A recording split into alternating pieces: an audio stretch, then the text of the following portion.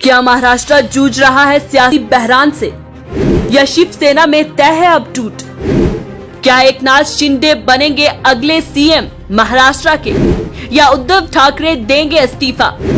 या क्या महाराष्ट्र में अब बीजेपी की हमायत से बनेगी सरकार? जानिए महाराष्ट्र की पूरी सूरत-ए-हाल इस रिपोर्ट में। महाराष्ट्र में शिवसेना की हुकूमत 2019 में इक्तदार में आने के बाद से अपने बदतरीन पॉलिटिकल क्राइसिस का सामना कर रही है। पार्टी रहनुमाओं के एक हिस्से की नाराजगी के बाद एमएलए एकनाथ शिंदे की क़यादत में मुंतशिर नेशनलिस्ट कांग्रेस पार्टी और कांग्रेस के काम से नाराज है, जिसके साथ शिवसेना महाविकास अघाड़ी फ्रंट बनाती है, जो महाराष्ट्र में रूलिंग पार्टी है। ये रोज सोमवार यानी कि 20 जून को शुरू हुई और इसके बाद से शिंदे और दीगर बागी लीडर गुजरात के सूरत चले गए, जहां शिवसेना के कुछ लीडरों का कहना है कि सूरत में तकरीबन 14 से 15 बागी एमपीज डेरे डाले हुए थे। दूसरों ने दावा किया कि इनकी तादाद 23 या 35 तक है, लेकिन शिंदे के मुताबिक इनकी तादाद 40 है, जिन्हें चार्टर्ड फ्लाइट के जरिए असम की गुवाहाटी ले जाया गया, जहां सख्त हिफाजती इंतजामात के दरमियान इन सब को एक लग्जरी होटल में ठहराया गया। शिवसेना जो एमवीए की सरबराह है के पास 55 एमएलए हैं, इसके बाद इत्तेहादी एनसीपी के पास 53 और वहीं कांग्रेस के पास 44 है। 288 असेंबली में, जहां करंट सिंपल मेजोरिटी का मार्क 144 है। वहीं शिवसेना के रहनुमा संजय रावत ने बुध को यानी कि 22 जून को इशारा दिया था कि लेजिस्लेटिव असेंबली में पॉलिटिकल क्राइसिस का तहलील किया जा सकता है। इसी दिन महाराष्ट्र के गवर्नर भगत सिंह कोश्यारी का कोरोना वायरस का टेस्ट मुस्बत आया और उन्हें अस्पताल दाखिल कर दिया गया। वहीं उद्धव ठाकरे का भी कोविड टेस्ट पॉजिटिव आया था। शिवसेना के एक वजीर ने, जो एकनाथ शिंदे की क़यादत में इख्तलाफ करने वालों में शामिल हैं, बुध को कहा कि उन्हें सेना की क़यादत के खिलाफ कोई शिकायत नहीं, लेकिन वो एनसीपी और कांग्रेस के काम करने के अंदाज से नाराज हैं। एक टीवी चैनल से फोन पर बात करते हुए वजीर संदीपन बोमारे ने, जो के इख्तलाफात में से एक है, कहा कि उन्हें शिवसेना की क़यादत के खिलाफ कोई शिकायत नहीं है और उन्होंने चीफ मिनिस्टर उद्धव ठाकरे के साथ अपनी शिकायत उठाई है कि उनके लिए एनसीपी और कांग्रेस के मिनिस्टर्स के साथ मिलकर काम करना मुश्किल हो रहा है कि वो अपने प्रपोजल्स और काम की दरख्वास्तों को उनके मिनिस्टर से मंजूर कराते हैं। टीवी चैनल से फोन पर बात करते हुए एक सवाल के जवाब में भुमारे ने कहा कि उन्हें कैबिनेट पोर्टफोलियो दिया गया है और वो इससे मुतमय्यन है। उन्होंने इत्मीनान जाहिर करते हुए कहा कि मुझे जिंदगी में और क्या चाहिए, लेकिन एक अवामी नुमाइंदे के तौर पर मुझे अपने लोगों की शिकायत को दूर करने की जरूरत है, लेकिन मैं इन 2 अलायंस पार्टनर्स की वजह से अपनी खिदमत सही तरीके से अंजाम नहीं दे पा रहा हूँ। इसी दौरान महाराष्ट्र के एक सीनियर बीजेपी लीडर ने कहा कि इनकी पार्टी क्राइसिस के बीच रियासत में हुकूमत साजी के इम्कानात का जायजा ले रही है। पीटीआई से बात करते हुए लीडर, जो साबका देवेंद्र फडणवीस हुकूमत में वजीर रह चुके हैं, ने मजीद कहा कि इनकी प्रायोरिटी पावर में स्मूथ ट्रांजिशन है। बीजेपी के जराये ने बताया कि अपोजिशन लीडर देवेंद्र फडणवीस समेत ही बीजेपी के कई लीडरों ने दिन के वक्त मैराथन मीटिंग की, ताकि कॉन्स्टिट्यूशनल प्रोविजन और सरकार बनाने के लिए दरकार अर्थमेटिक के साथ साथ पावर की ट्रांजिशन पर मुमकिन कानूनी एतराजात पर तबादला ख्याल किया जा सके। इससे पहले दिन में महाराष्ट्र बीजेपी के सरबराह चंद्रकांत पाटिल ने कहा था कि बीजेपी शिंदे की तरफ से हुकूमत बनाने की तजवीज पर गौर करेगी। जहां तक तादाद का ताल्लुक है, 288 मेंबर हाउस में बीजेपी के 106 एमएलए हैं, जिनकी मौसर तादाद अब 285 है। इसी बीच शिवसेना के सैकड़ों कारकुन मंगल को मुंबई में पार्टी हेडक्वार्टर के बाहर पार्टी सदर उद्धव ठाकरे के साथ इजहार यकजहती के लिए जमा हुए, जो बागियों से लड़ रहे हैं। जैसे जैसे सेना के हामियों की तादाद बढ़ रही है, पुलिस ने दादर के इलाके में शिवसेना भवन में इजाफी नफरी तैनात कर दी। शिवसेना भवन में पार्टी के सैकड़ों कारकुनान जमा होना शुरू हो गए जब सुबह शिंदे की बगावत की खबर आई। इनमें से ज्यादातर चीफ मिनिस्टर और पार्टी सदर ठाकरे को दिए गए चैलेंज पर नाराज है।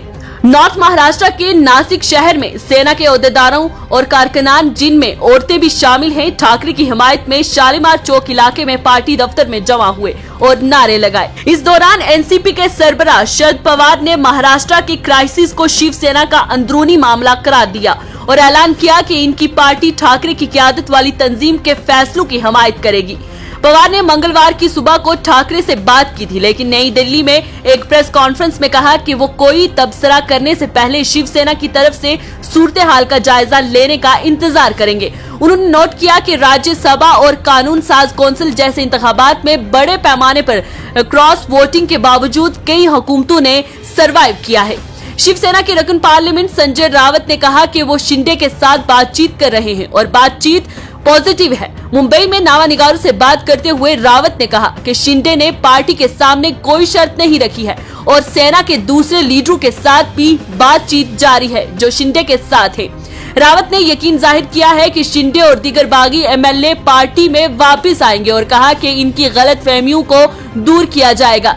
रावत ने कहा कि वजीर आला एनसीपी के सरबराह शरद पवार से भी बात करेंगे जो रियासत की हुक्मरान महाविकास आघाड़ी के चीफ आर्किटेक्ट हैं। इसी बीच महाराष्ट्र के वजीर आला उद्धव ठाकरे ने बुध को कहा कि अगर शिवसेना के बागी एमएलए इनके सामने आकर इनसे पूछे तो वो इस्तीफा देने को तैयार है। उन्होंने कहा कि अगर इनकी अपनी पार्टी के एमएलए सूरत और गुवाहाटी जाकर कुछ कहते हैं तो ये मुनासिब नहीं है। अगर उन्हें लगता है कि उन्हें यानी कि उद्धव ठाकरे को वजीर आला नहीं होना चाहिए तो उनके सामने आकर कहें, वो इस्तीफा दे देंगे फौरी तौर पर। और अगर आप चाहें तो उनका इस्तीफा लेकर खुद गवर्नर को दे सकते हैं। उन्होंने कहा कि अगर कांग्रेस और नेशनलिस्ट कांग्रेस पार्टी के लोग इस्तीफा देने को कहते तो उन्हें इतना नुकसान न होता जितना कि शिंदे के कहने से हो रहा है।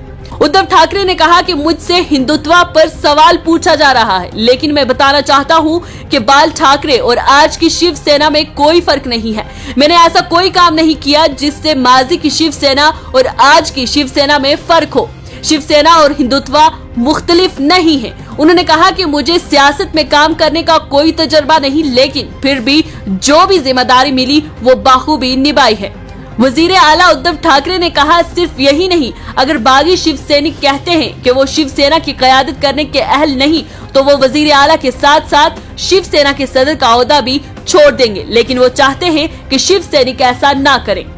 उद्धव ठाकरे ने कहा कि हमने 25 से 30 साल तक कांग्रेस और नेशनलिस्ट कांग्रेस पार्टी की मुखालफत की है, लेकिन ये इल्जाम ये ख्याल गलत है कि उन्होंने हिंदुत्व छोड़ दिया है। उन्होंने कहा हमने एकनाथ शिंदे को पूरा एहतराम दिया है और अभी कुछ दिन पहले वो आदित्य ठाकरे के साथ राम मंदिर के दर्शन करने गए थे। वहीं महाराष्ट्र शिवसेना के बागी एमएलए असम के गुवाहाटी में रेडिसन ब्लू होटल में डेरा डाले हुए हैं। यहाँ 3 दिन कयाम करेंगे और महाराष्ट्र के गवर्नर भगत सिंह कोश्यारी से वीडियो कॉन्फ्रेंसिंग के जरिए बात करेंगे।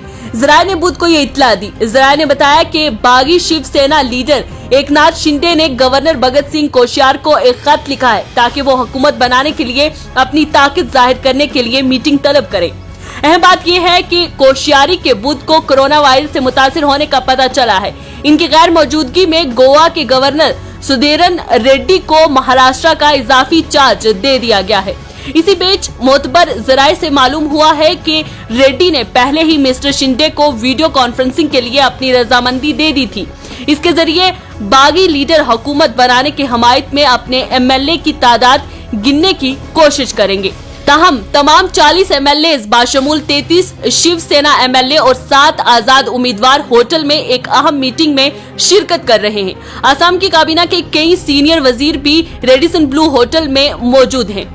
याद रहे शिंदे महाराष्ट्र के दीगर पार्टी एमएलए के साथ बुध की सुबह 6:30 बजे गुवाहाटी पहुंचे। हवाई अड्डे पर इनका इस्तकबाल भारतीय जनता पार्टी के लीडर सुशांत बरगोहन और पुल्लब लोचन दास ने किया। शिंदे और पार्टी के दीगर एमएलए असम रवाना होने से पहले सूरत, गुजरात के एक होटल में डेरे डाले हुए थे।